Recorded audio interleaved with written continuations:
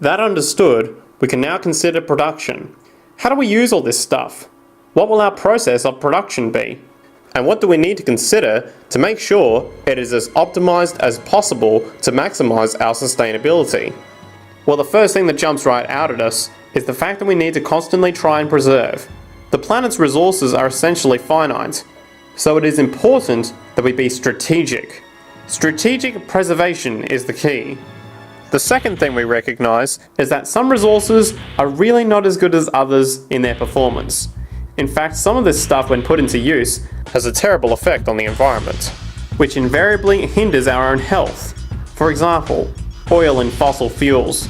No matter how you cut it, they release some pretty destructive agents into the environment. Therefore, it is critical we do our best to use such things only when we really have to, if at all. Fortunately for us, we see a ton of solar, wind, tidal, wave, heat differential and geothermal possibilities for energy production, so we can strategize objectively about what we use and where, to avoid what could be called negative retroactions, or anything that results from production or use that damages the environment and hence ourselves. We will call this strategic safety to couple in with our strategic preservation. But production strategies do not stop there. We are going to need an efficiency strategy for the actual mechanics of production itself. And what we find is that there are roughly 3 specific protocols that we must adhere to. 1. Every good we produce must be designed to last as long as possible. Naturally, the more things break down, the more resources we are going to need to replace them, and the more waste produced. 2. When things do break down, or are no longer usable for whatever reason, it is critical that we harvest or recycle as much as we possibly can. So the production design must take this into account directly at the very earliest stages. 3. Quickly evolving technologies such as electronics, which are subject to the fastest rates of technological obsolescence, would need to be designed to foreshadow and accommodate physical updates.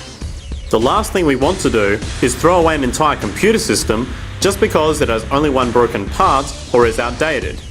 So we simply design the components to be easily updated, part by part, standardized and universally interchangeable, foreshadowed by the current trend of technological change.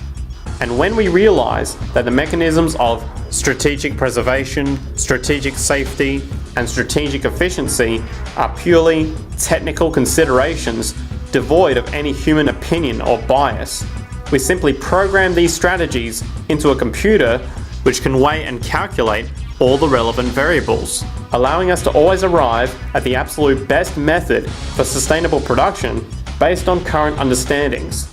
And while that might sound complex, all it is a glorified calculator. Not to mention that such multivariate decision-making and monitoring systems are already used across the world today for isolated purposes. It is simply a process of scaling it out.